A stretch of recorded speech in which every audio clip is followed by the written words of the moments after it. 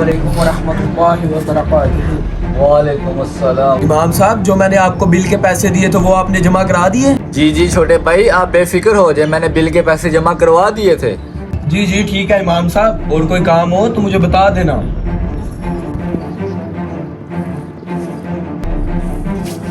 ہیں مسجد میں نماز پڑھتے ہوئے میرا پرس کس نے نکال لیا؟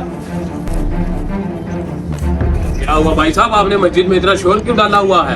بھائی صاحب مسجد میں میرا کسی نے پرس نکال لیا۔ استغفر اللہ، مسجد میں کون چور آ گیا ہے؟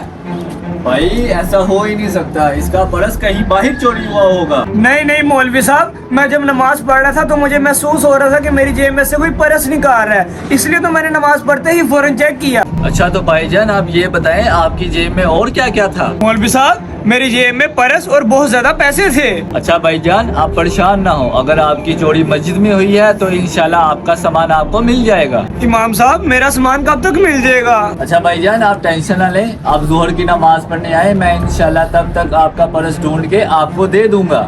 اچھا تو امام صاحب اب میں چلتا ہوں، اب ظہر کے وقت آپ سے ملاقات ہوگی۔ اچھا تو امام صاحب یہ گنہری حرکت کون کر سکتا ہے؟ یہ بیچارہ تو پہلی بار مسجد میں آیا ہے، ایسے اس پہ کیا اثرات آئیں گے؟ بھائی صاحب آپ بے فکر ہو جائیں، جو بھی ہوتا ہے اچھے کے لیے ہوتا ہے، اللہ پاک کی ہر کام میں بہتری ہوتی ہے۔ اچھا تو امام صاحب اب ہم چلتے ہیں۔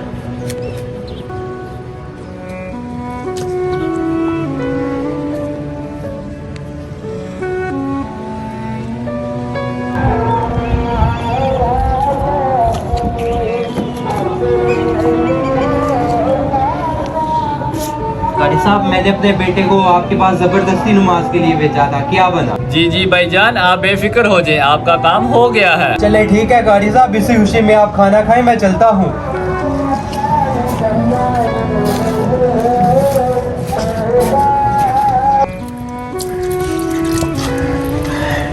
نماز کا ٹائم ہو گیا، اب جا کے دیکھتے ہیں اس بیچارے کا پرس ملا کہ نہیں ملا۔ السلام علیکم ورحمۃ اللہ، السلام علیکم ورحمۃ اللہ۔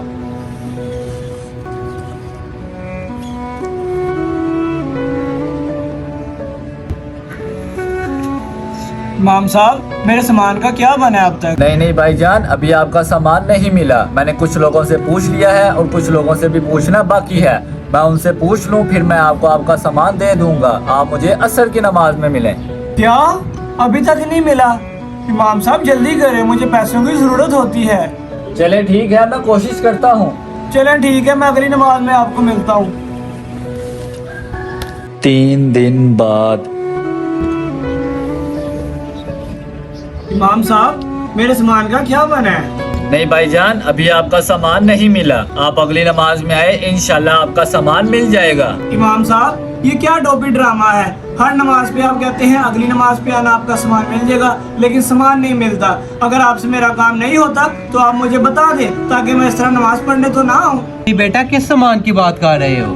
ابا جان اس دن میں آپ کے کہنے پر زبردستی نماز پڑھنے آیا تھا تو اسی دن میری جیب میں سے کسی نے پرس نکال لیا، تو امام صاحب نے مجھے کہا تھا کہ آپ اگلی نماز میں آنا، آپ کو آپ کا پرس مل جائے گا، لیکن آج 3 دن ہو گئے ابھی تک میرا پرس نہیں ملا۔ بیٹا آپ کی جیب میں پیسے کتنے تھے؟ ابا جان یہی کوئی 2-3 ہزار ہوں گے۔ واہ بیٹا 2-3 ہزار کے لیے تم 3 دن سے مسجد میں آ رہے ہو، کبھی تم اس رب کے لیے آئے ہو جو تمہیں بے حساب رزق دے رہا ہے؟